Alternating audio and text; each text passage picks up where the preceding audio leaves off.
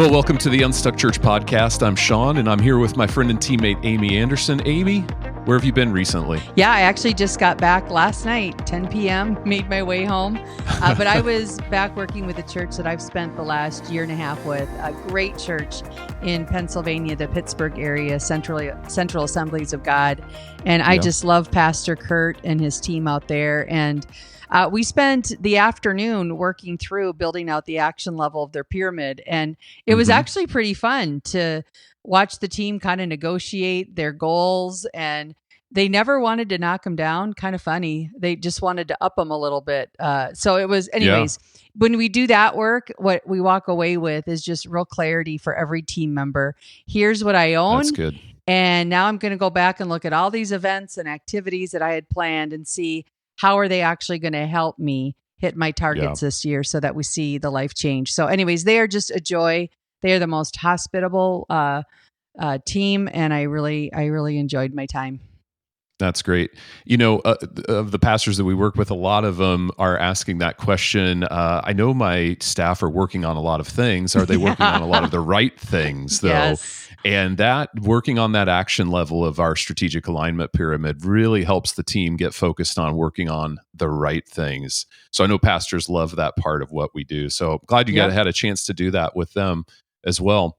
Well, this week we're back with part 2 of our series on predictable challenges of leading a growing church. Last week we talked about the things that can start to feel like crises related to the people side of growth. And today it's kind of an extension of that, but from a different angle. We're talking about the emotional side of growth. Yeah, I'm glad we're talking about this because this is the part of winning that can actually catch us off guard. I know it caught me off guard. When I was in full-time ministry, our church was successfully growing, 20% year over year. It was so much fun. So as a leader, we were seeing results, but you're running on this high, if I could say it that way, of seeing the fruits of all your effort, your intention, your faithfulness. You and the team, you're on mission. You've sensed God's blessing and hand on your ministry. And all of that is great. But I will add a but to that it can start to take a toll on you, on the team. And if you're not careful, things can start to go a little sideways. Yeah. Well, Amy, you and I were both on senior leadership teams in roles at churches who were experiencing a lot of growth. And maybe we can start off just by identifying some of the consistent tensions that start to emerge during that sustained growth period. Yeah. Let me actually start on the staff side of this again, not going back to last week's conversation, but on this emotional side. I think first, continued growth can actually start to feel like it's an engine or a machine. Even staff might start to wonder or verbalize, like, when is enough enough? Again, going back to my experience, I remember after a year of 40% growth when we moved into a new, larger building, the next year we were relatively flat in our growth. And I remember thinking, oh, good, we're getting a break. Because leading up to that year of 40% growth with our move, we had been running 3 Saturday night services, 4 Sunday services. And we even thought that when we move, we might be able to go back to just Sunday only, but not a chance. The growth spurt required that we still had 2 on Saturday and 2 on Sunday. So, and even that's actually what sprung us into multi-site. 6 weeks later, we had to then reopen our old campus. So when we think about growth like that, what's behind this is burnout, staff burnout. They give their all to the mission. They want to be a team player, but the grinds, like the one I just kind of walked through, they can lead to burnout if we don't pay attention to the health side of our team. And let me highlight this common challenge of multiple services. When you get beyond 2 or 3 services, most staff have spouses that are on different rhythms in the church. And they probably have kids that they'd like to spend some time with. And if they get really greedy, they probably want to have some friends outside of the church team as well. And so when we're in these grinds, that can shift workloads from what I call hard doable, where it's a stretch, to hard destructive. So in those heavy growth seasons, to quote Jonathan from onechurch.to again, it's important for the lead pastor or the executives at the church to say to the leader in them, it might be time to pastor the team right now. So those are the headlines that come to mind. What tensions would you add, Sean? Well, I think more. You were mentioning some things on the staff side. I'm thinking on the congregational side.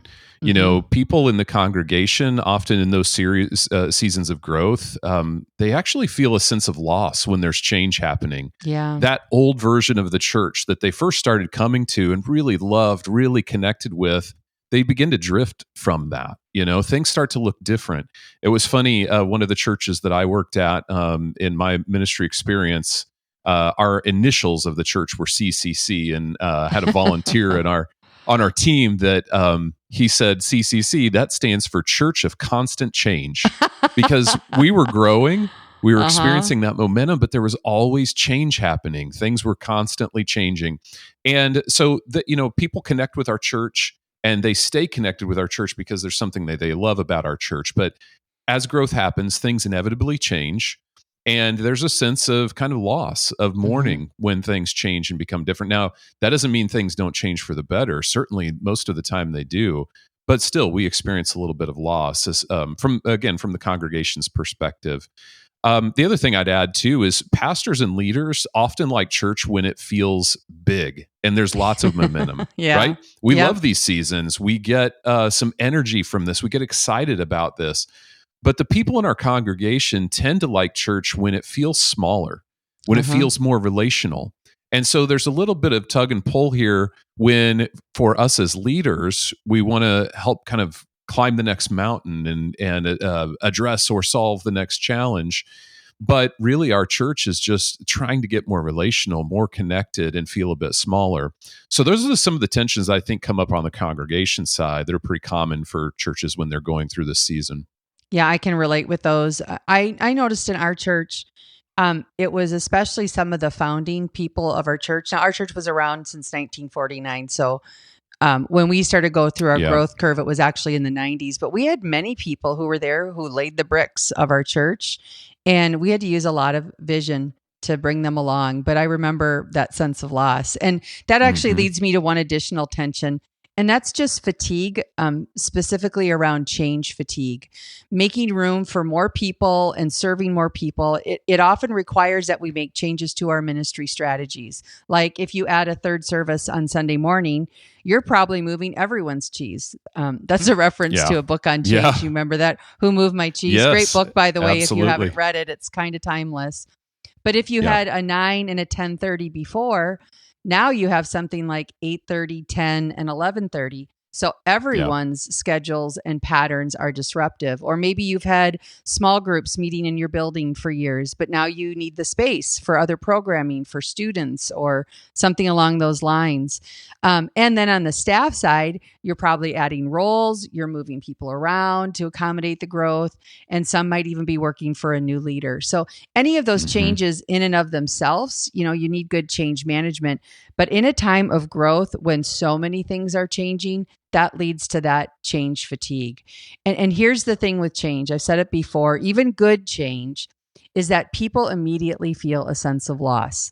You've shifted their normal. And the change cycle is similar to a grief cycle. So again, keeping in mind that even positive change creates those feelings of anxiety, fear, and loss. Yeah, that's good. Well, Amy, before we move on, I want to take just a minute and thank our podcast sponsor this week, Planning Center. Planning Center is an all-in-one software that helps you organize your ministries and to care for your church. It has an easy-to-use, efficient platform of products where you can organize event details, create sign-up forms, schedule volunteers automatically, and much more. And you can actually get started for free at planningcenter.com. So let's shift gears and talk about some of the solutions to this. Unfortunately, all of those things we mentioned are kind of unavoidable, right? It's not a matter of preventing them from happening. It's more of a matter of recognizing when they're happening and responding in a way that really promotes health in our church.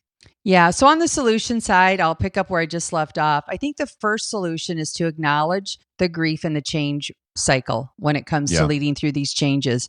Sometimes just naming the feelings and acknowledging to the team that you recognize that they might be feeling this way, it goes a long way.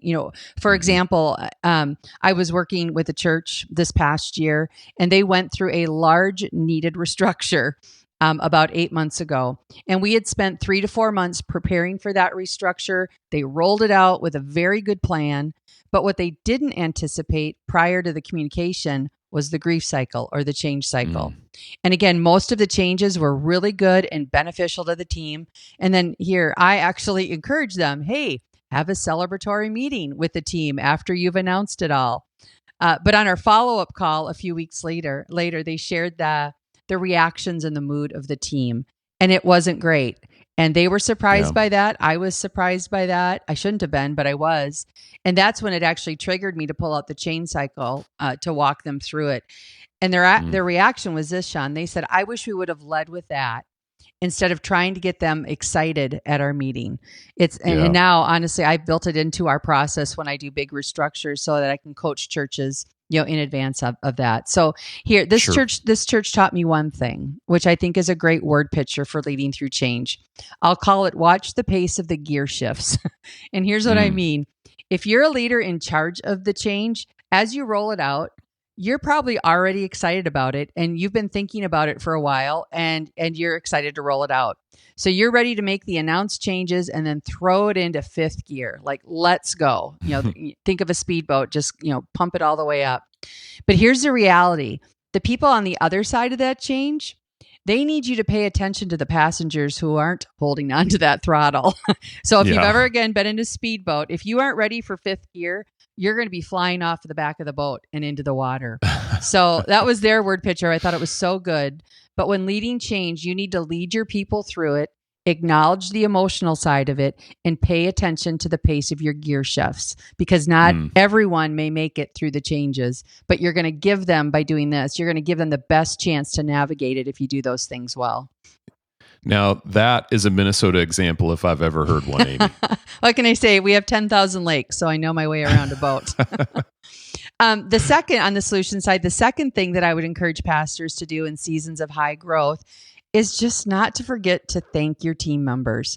Yes, you are probably making the same sacrifices they are, maybe even more, but you're the leader, and a thankful word from you might just be what they need.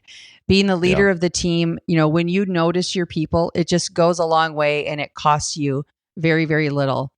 So a simple thank you would be solution number 2. Number 3 is just to inspect how your team members are doing. Here's one thing that I used to do with my direct reports when I felt like we were always in high growth seasons. And by the way, I actually still use this with my team members at the Unstuck group. And I learned it years ago from a message series that Pastor John Ortberg gave. He called it The Flow. And the concept is we have a level of ability, each of us, and then different seasons bring different levels of challenge. And so if your level of challenge is low compared to your ability, you're probably bored. Now, that doesn't happen very often in churches, but you do have those seasons. And if your level of challenge is higher than your ability, then you're in the stress zone, right? I don't quite have what it takes to be able to get done what I need to get done. But when those two things are equal, our ability and our level of challenge, he calls it we're in the flow.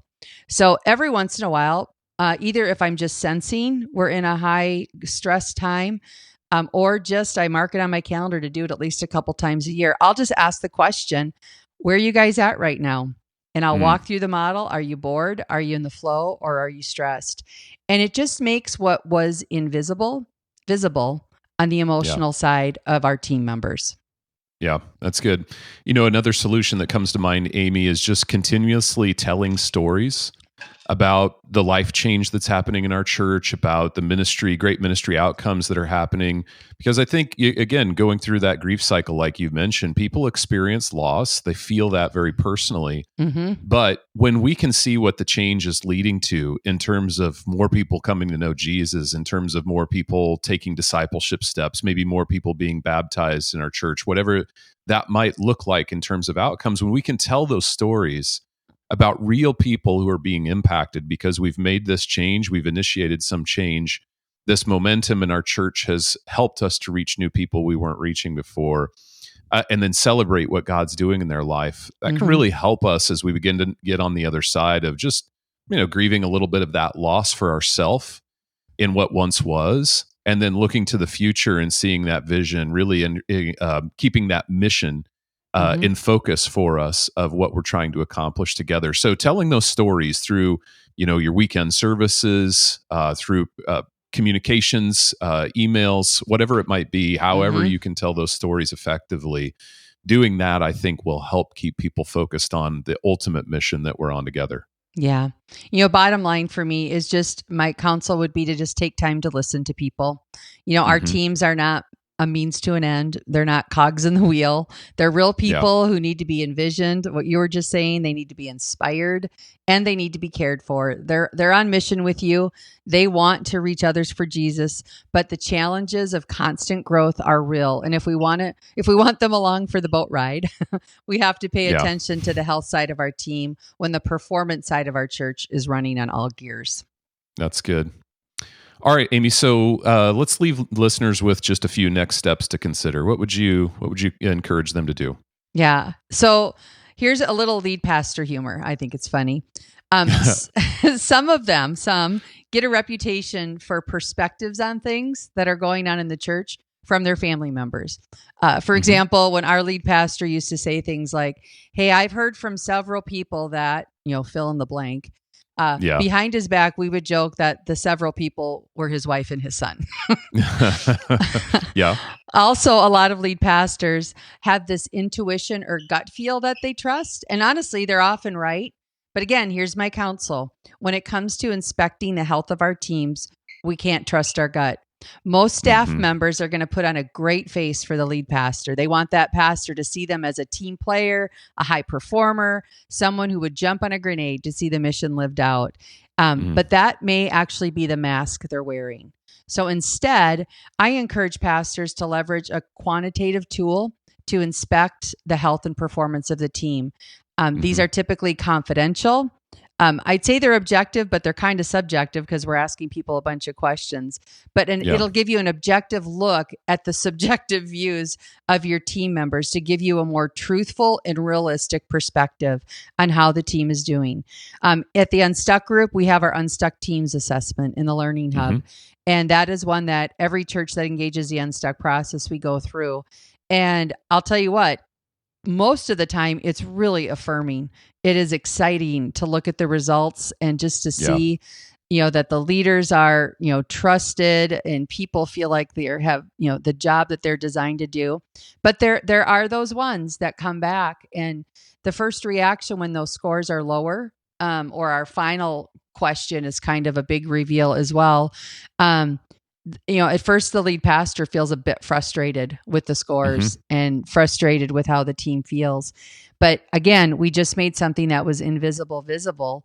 And you can take the results from an assessment like that and then begin to work on how do we improve 2 or 3 things in our culture over this next year. There's other ones too. There's the best Christian workplace. And so ours and theirs kind of assess the same thing. Theirs goes much deeper. It segregates information more deeply. The reports are very long. And some churches love that level of details. I would call ours a little simpler. We're just inspecting 6 areas of team health, team performance, personal health, personal performance, culture, and systems.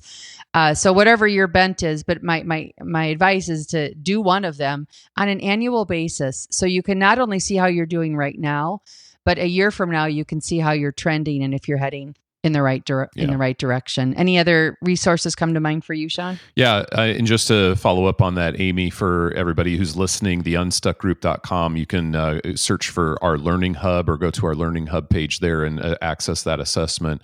A couple of books come to mind, and I want to give a plug for our good friend Lance Witt. Lance is a pastor and a great thinker.